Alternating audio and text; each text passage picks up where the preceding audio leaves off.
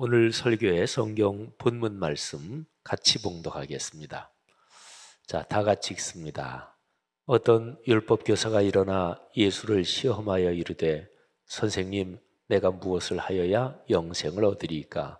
예수께서 이르시되 율법에 무엇이라 기록되었으며 네가 어떻게 읽느냐? 대답하여 이르되 내 마음을 다하며 목숨을 다하며 힘을 다하며 뜻을 다하여 주 너희 하나님을 사랑하고 또한 내 이웃을 내 자신같이 사랑하라 하였나이다. 예수께서 이르시되 내 대답이 옳도다. 이를 행하라. 그러면 살리라 하시니 아멘.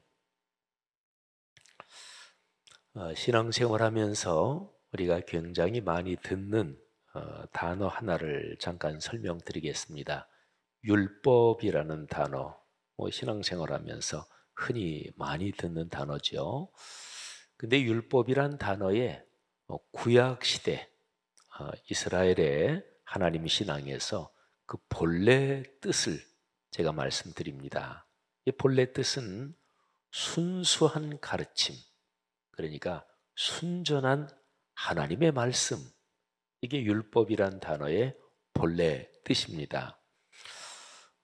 이스라엘 사람들이 쓰는 언어, 히브리어로 말하면 토라라고 합니다. 토라.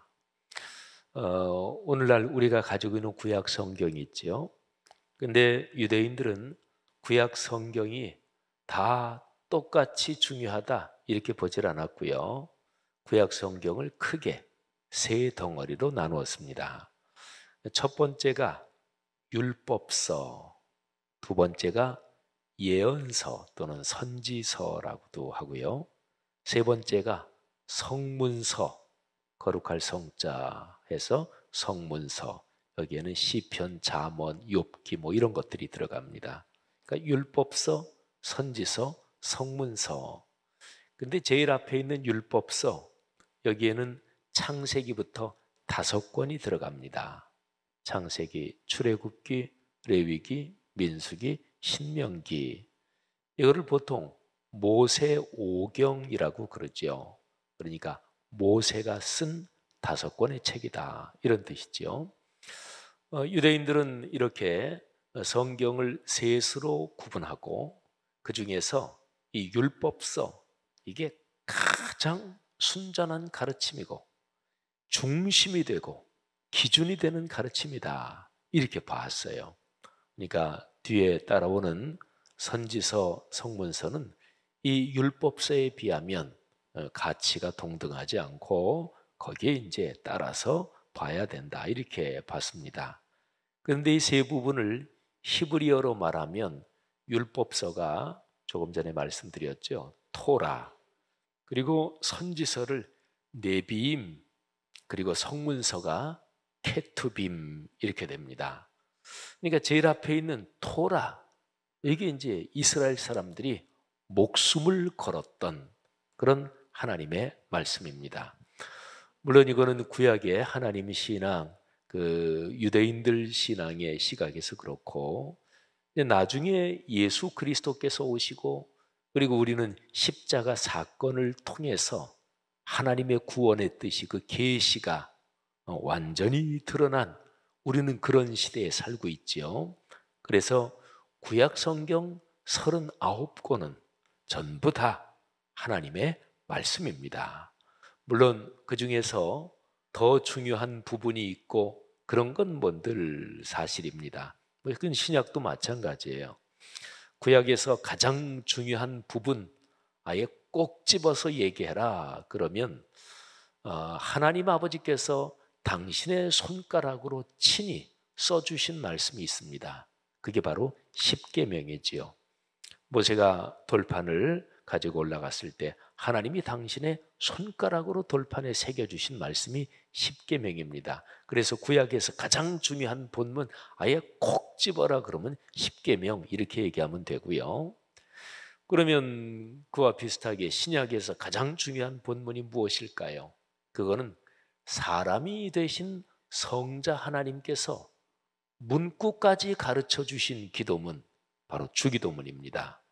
그래서 구약에서 십계명, 신약에서 주기도문, 이 두 가지가 성경 전체 본문 중에서 아예 정확하게 하나씩 골라라 그러면은 구약의 십계명, 신약의 주기도문 이렇게 되는 거예요.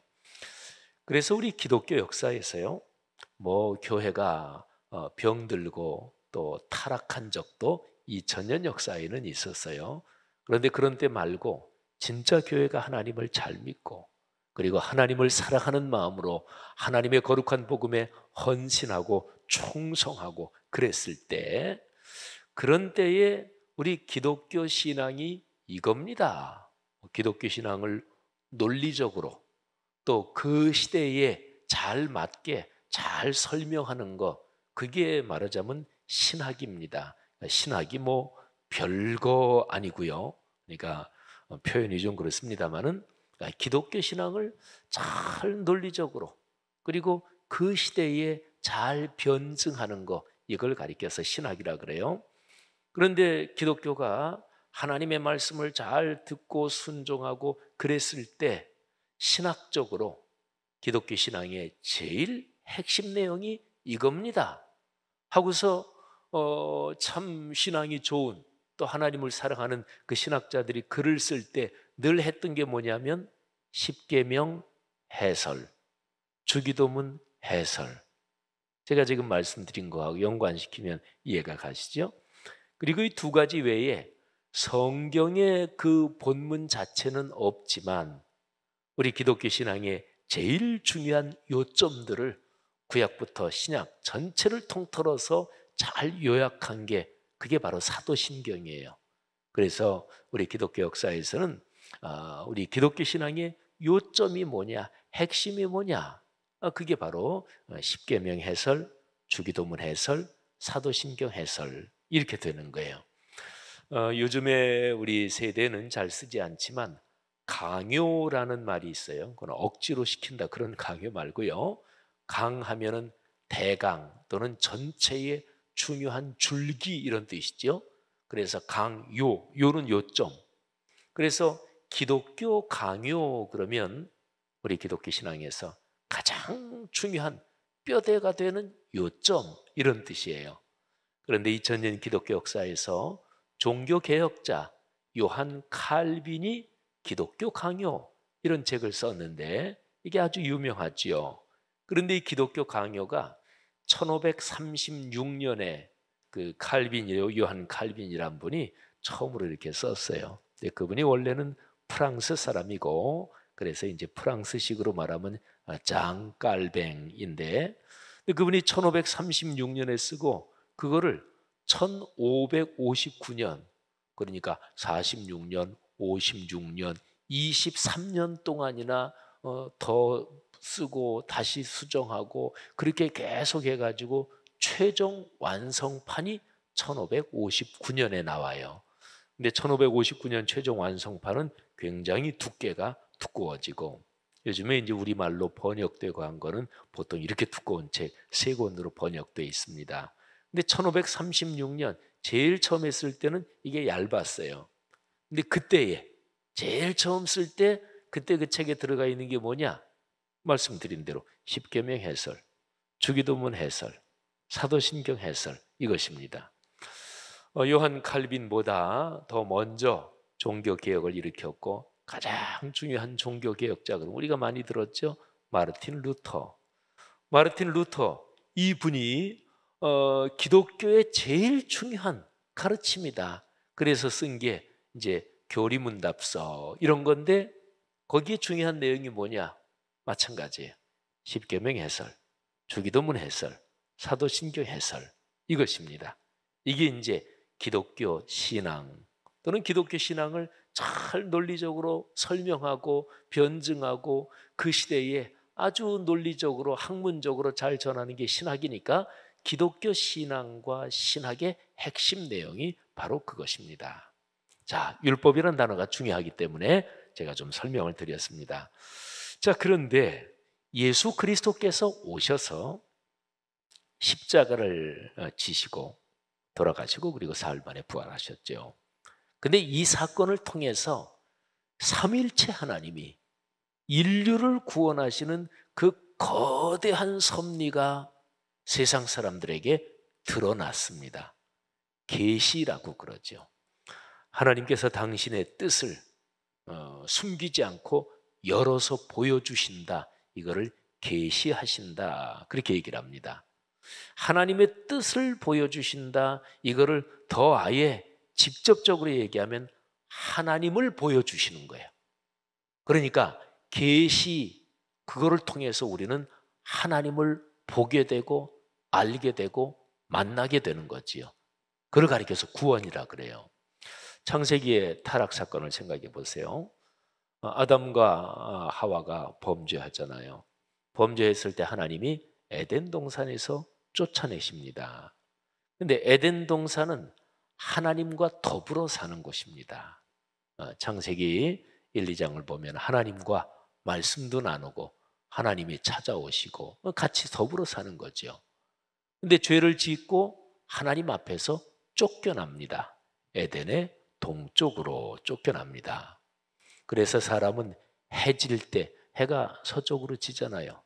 해질 때 해질녘 그 서쪽을 보면서 아련한 그리움을 갖는다. 이거는 비유적으로 쫓겨난 원래 에덴 동산 그쪽을 보고 그리워한다.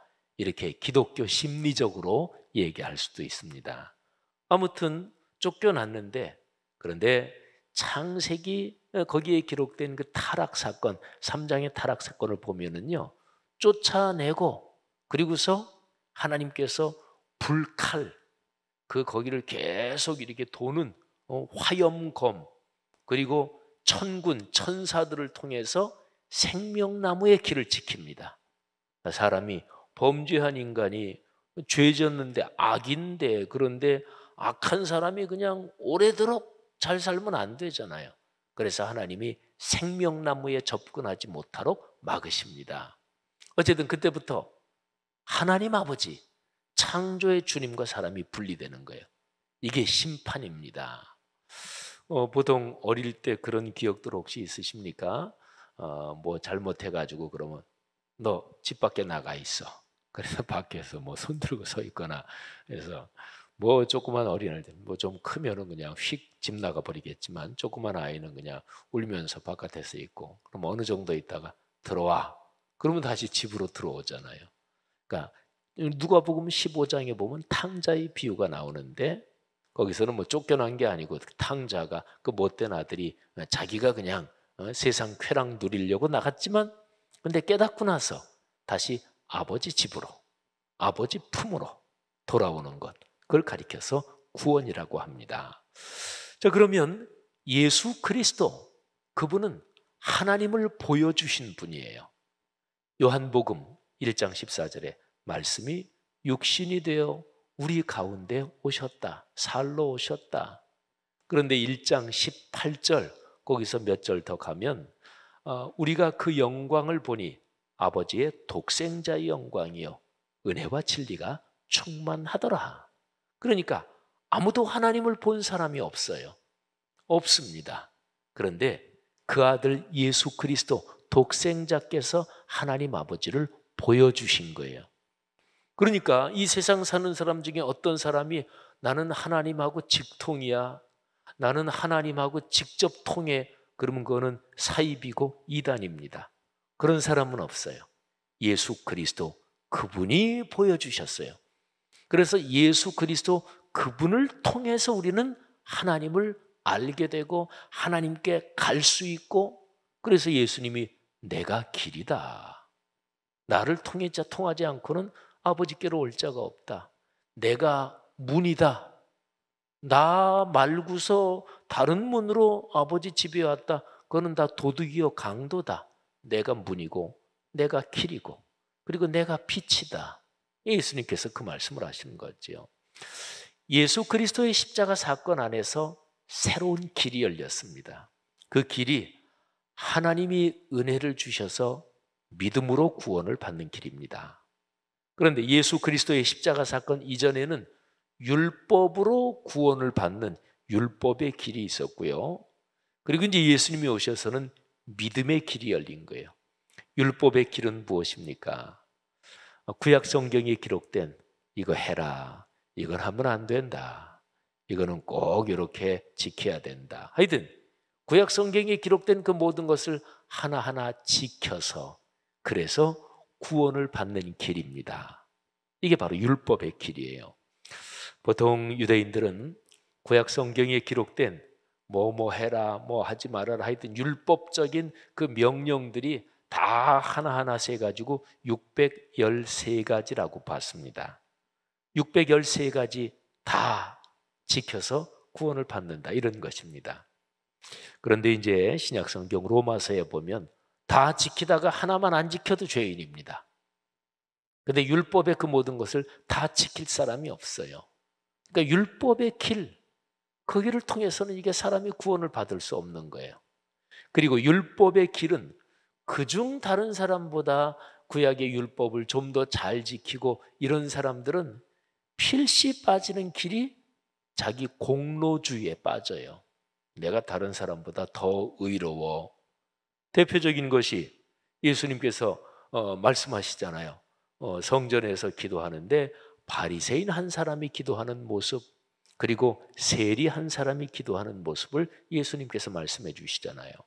바리새인, 그 당시에 의로워지려고 무던히 더 노력하고 무던히 더 헌신하던 사실은 그런 사람들이에요. 그러니까 바리새인은 굉장히 좋은 사람들입니다. 애초에 일어난 게 이스라엘 민족이 완전히 예루살렘이 초토화되고 짓밟히고 이러고 바벨론으로 끌려가고 민족도 신앙도 다 망하게 된 상황에서 민족, 하나님의 말씀 거기에 생명을 건다. 하나님의 말씀, 성전은 다 파괴가 됐으니까요. 와우, 짓밟혔으니까. 그러니까 말씀은 들고 갈 수 있잖아요. 성전은 뭐 싸질머지고 갈 수 없는 거니까. 그러니까 성전이 파괴되고 난 다음에 그 다음에 이 토라, 율법서 하나님의 말씀을 들고 이 말씀에 생명을 건다. 이렇게 해서 일어난 게 바리새 운동이에요. 그러니까 바리새 운동은 굉장히 좋은 운동이죠. 그런데 보세요. 이 사람들이 진짜로 말씀을 사랑했어요.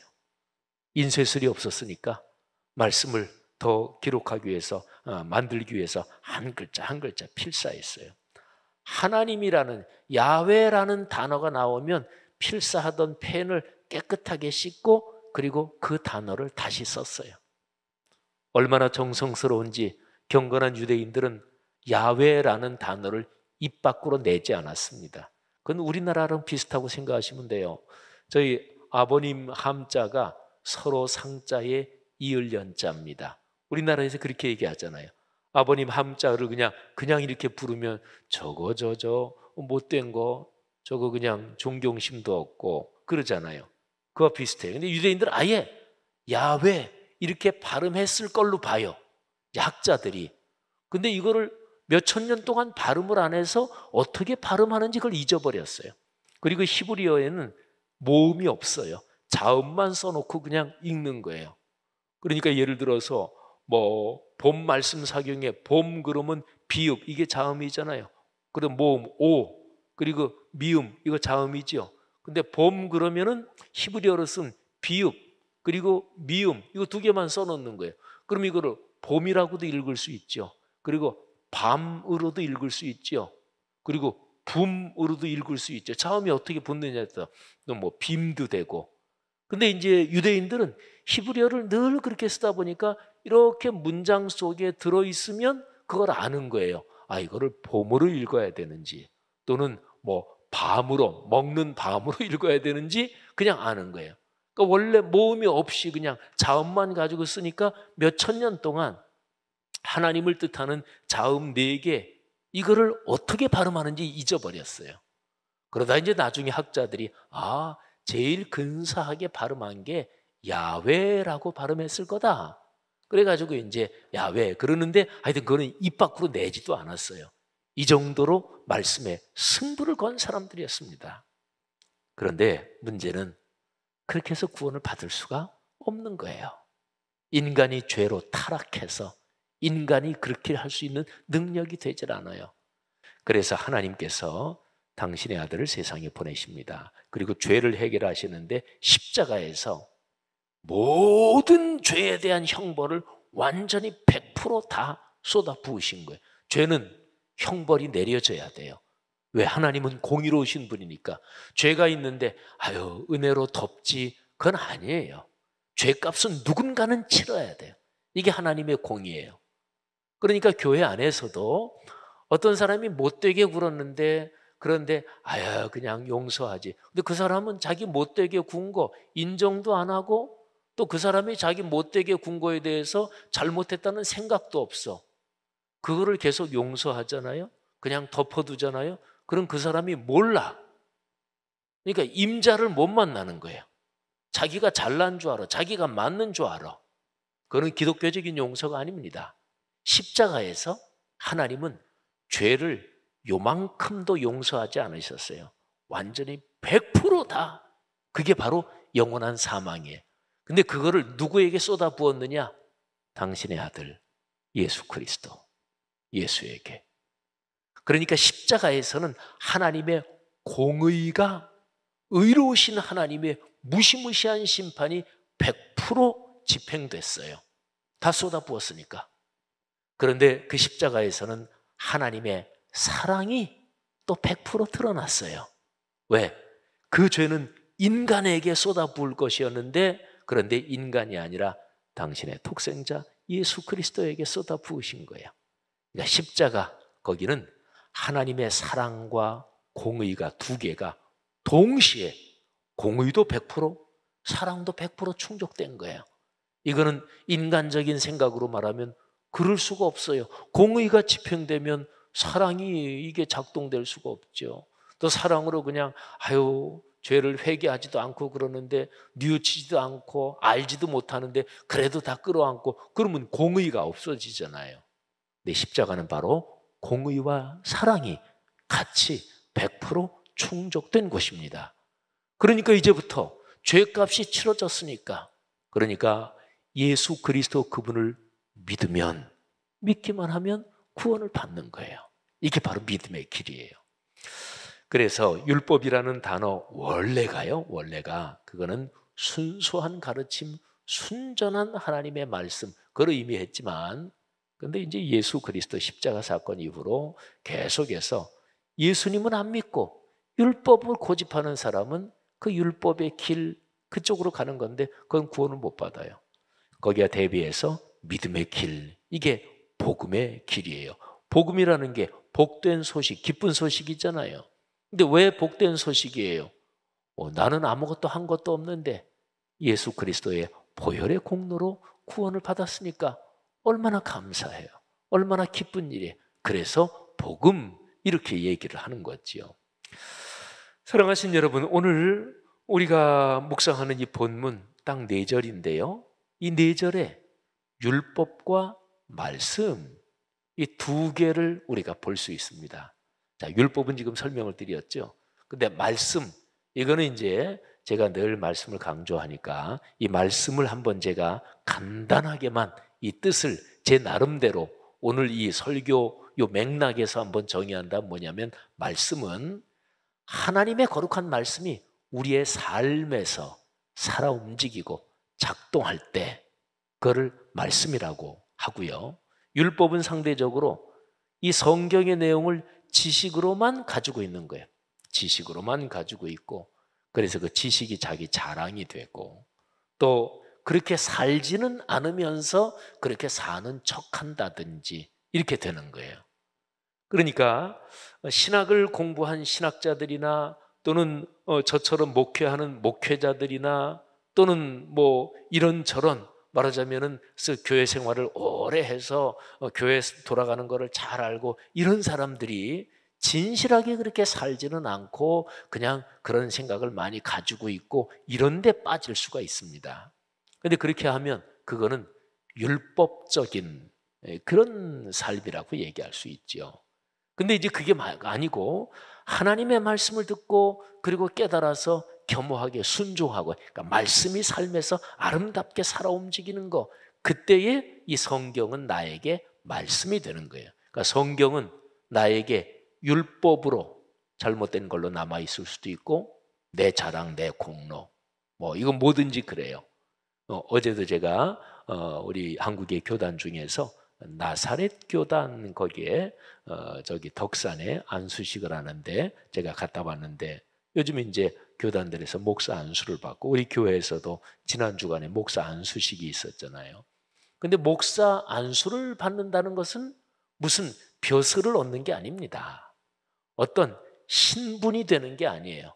그거는 일거리입니다. 맡은 사명이지요. 교회 모든 직분은 다 마찬가지예요.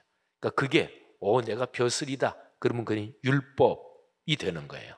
그게 아니고 내가 순종해야 될, 남보다 더 먼저 섬겨야 되고 남보다 더 먼저 죽어야 될 길이고 그렇게 하면은 그게 바로 말씀처럼 나에게 복이 되는 거지요. 자, 오늘 여기 4절을 아주 간단하게 이렇게 정리할 수 있습니다. 간단하게 제가 정리할 텐데 질문, 역질문, 대답, 가르침. 자, 다시 한번 말씀드립니다. 제일 먼저 질문, 그 다음에 뭐라고요? 역질문. 그리고 역질문했으니까 대답할 거 아니에요. 대답, 가르침. 자, 중요하니까 한번 먼저 따라 하십시다. 질문, 역질문, 대답, 가르침. 자, 율법 교사하고 예수님과의 대화예요. 근데 율법 교사가 예수님한테 질문합니다. 근데 예수님이 바로 대답해 주지 않으시고 오히려 역질문을 하십니다. 역질문을 하니까 율법 교사가 대답을 해요. 대답하니까 예수님이 그 대답을 듣고 가르침을 주십니다. 자, 오늘 아까 성경 봉독 한 거 그 화면 띄웠죠? 그 한번 성경 말씀 화면 한번 다시 띄워 주시기를 바랍니다. 자, 오늘 본문이 25절부터 28절이죠. 자, 5, 6, 7, 8. 자, 보세요. 25절. 질문하잖아요. 그죠? 근데 율법 교사가 배우려고 질문하는 게 아니에요. 시험하여 이르되. 그러니까 꼬투리를 잡으려고. 동기가 불순하지요. 자, 어쨌든 질문합니다. 뭘 해야 영생을 얻겠습니까? 영생은 유대교 신앙에서도 그렇고 또 우리 기독교 신앙에서도 그렇고 진짜로 핵심 문제예요. 자, 질문을 하는 거죠. 근데 예수님이 역질문을 하십니다. 이렇게 하면 영생을 얻어. 이렇게 대답하는 게 아니고 도리어 역질문을 하십니다. 역질문 보세요. 율법에 무엇이라 기록되었느냐. 여기 율법이라는 단어 나오지요. 아까 제가 설명드린 대로 그 당시에 가장 순수한 가르침, 이게 이제 율법, 토라, 모세오경 제일 중요하다고 여기는 거니까 우리 하나님 신앙에서 우리 유대인들이 목숨처럼 소중히 여기는 제일 중요한 기준이니까 그 율법에 뭐라고 기록되었느냐? 너는 율법학자니까, 너는 신학자니까, 너는 목사니까, 너는 전문가니까, 너는 잘할 거 아니냐? 이런 얘기예요. 율법에 무엇이라 기록되었느냐? 그 다음에 두 번째가 내가 어떻게 읽느냐? 그러니까 예수님이 역질문에 두 가지가 들어가 있어요. 첫째, 율법에 뭐라고 써 있느냐? 성경책에 뭐라고 써 있느냐? 요거를 잘 읽고 이런 내용이구나. 이렇구나. 이해를 하는 거예요. 그 다음에는 필요한 게 내가 어떻게 읽느냐. 그걸 이해하고 나서 그러면 이게 나한테는 어떻게 연관되지? 이 말씀이 나한테 뭐를 요구하는 거지? 어떻게 살아야 된다고 나한테 말씀하는 거지? 그러니까 저 26절에 역질문에 있는 두 번째, 첫 번째는 율법에 무엇이라 기록되었느냐, 두 번째는 네가 어떻게 읽느냐. 아는 것 가지고 아니다. 네가 어떻게 읽느냐. 내 삶은 그 성경에 기록된 거하고 어떻게 연관되느냐. 이게 예수님의 역질문이에요. 아주 중요하죠. 우리 교회에서 제가 늘 강조하는 걸로 말하면 그 기록된 말씀이 내 삶으로 이어지느냐, 말씀이 삶으로 이어지느냐, 예수님이 그거를 딱 찍어서 얘기하는 거예요. 우리 같은 목사들에게 또는 신학자들에게 성경 내용, 이게 내용이 어떤 겁니다. 그거는 제일 쉬운 거예요. 물론 성경을 다 안다는 얘기가 아니에요. 성도들에 비해서 저 같은 사람이야 신학을 공부하고 또 성경 목사로서 늘 하니까 성경 내용 설명하는 건 쉬워요. 그런데 만일에 하나님이 너 오늘 설교는 그렇게 하는데 너 그렇게 사냐. 그러니까 내가 성경 내용을 지식으로 설명하고 강의하는 건 쉬운데 그런데 내가 이 말씀에 내 삶이 어떻게 연관되느냐, 이 문제가 딱 들이닥치면 그건 결코 쉽지 않아요. 그건 누구한테나 마찬가지. 근데 바로 그 점이 기독교 신앙이에요. 그거 빠질 때 기독교가 늘 타락하는 거예요. 자, 그러면 뒤에 두 번째 두 절을 한번 보겠습니다. 예수님이 역질문하니까 율법학자가 대답하는 거죠. 두 가지를 대답합니다. 예, 마음과 목숨과 힘과 뜻을 다해서 하나님 사랑하고, 그리고 이웃을 자신같이 사랑하라 했습니다. 이거는 구약 전체 내용을 아예 딱 두 가지로 정리한 거예요. 역시 율법학자고 역시 전문가입니다. 하나님 사랑, 이웃 사랑. 우리 그리스도인들에게도 익숙한 거잖아요. 하나님 사랑, 신명기 6장 4절 이하의 내용을 딱 인용한 거예요. 이웃 사랑, 레위기 19장 18절을 아예 딱 인용한 거예요. 전문가지요. 자, 근데 예수님께서 이제 가르침을 주십니다. 대답하니까 그 다음에 가르침을 주세요. 28절 보세요. 28절에서 아주 중요한 단어 세 가지를 제가 딱 골라드리겠습니다. 예수께서 이르시되 내 대답이 옳도다. 이를 행하라. 그러면 살리라. 자, 첫 번째 옳도다. 대답이 맞아요.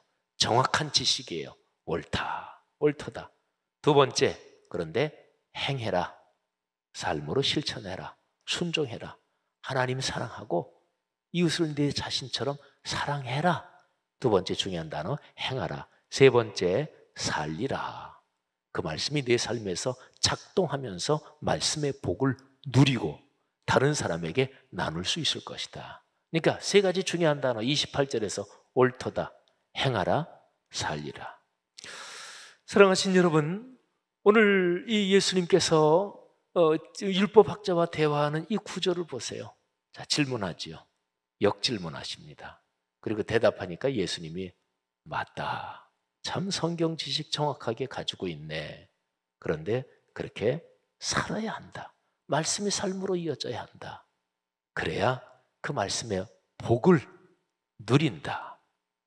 사랑하신 여러분, 우리가 그리스도인으로 살아가면서 내가 하나님의 말씀을 사랑하지 않고 하나님의 말씀을 사모하지 않고 말씀을 읽거나 묵상하지 않고 그런데도 내 생활이 축복을 받는다. 그러면 경각심을 가져야 돼요. 아, 이거는 하나님이 주시는 축복이 아닐 텐데 그렇게 생각하셔야 돼요. 이게 뭔가 잘못될 수도 있다. 그 생각을 가지셔야 돼요. 기독교 신앙은 말씀을 붙잡아야 기독교 신앙이에요. 말씀을 지식으로만이 아니라 삶으로 이어지도록 해야 되는데 그렇게 말씀이 삶으로 이어지도록 하는 게 바로 말씀 묵상이에요. 기독교 신앙은 말씀 묵상, 여기에 걸려 있는 거지요. 이번 본 말씀 사경의 꿈새 사순절 주제, 그렇지요. 말씀 묵상입니다. 사실은 이번에 동네 세매줄 성경을 출간하면서 저는 제가 그리스도인으로 살아오고 또 신학을 공부하고 신학자로 또 목사로 살아오면서 제 사역의 여정, 저는 교단이라는 또 한국교회라는 제도 안에서 목사로 걸어가는 사람이니까 이제 우리 교단법에 따라 70이 은퇴잖아요. 그러면 제 사역의 여정에서 맨 마지막으로 내가 승부를 걸어야 될 일이 이것이다. 그런 심정으로 동네 세매줄 성경을 출간한 거예요. 그러니까 그러면서 이번에 본 말씀 사경의 꿈새 사순절, 그리고 특별히 코로나19 세 번째 해를 겪고 그리고 아마도 엔데믹으로 넘어간 이런 상황에서 그래, 말씀 묵상, 다시 한번 여기에 승부를 걸어야 된다. 하나님이 내게 주신 사명은 바로 이거다.